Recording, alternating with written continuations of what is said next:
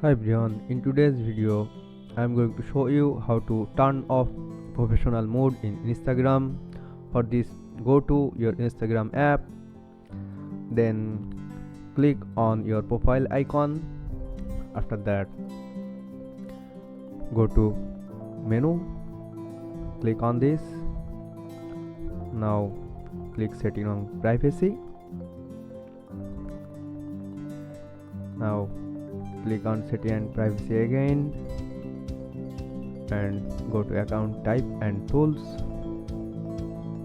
After that, select switch to professional account, click on continue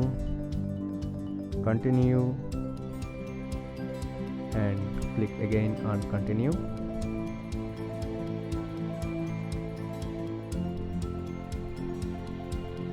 Click again. Now switch this on, done, blogger, creator, click next, continue, not now.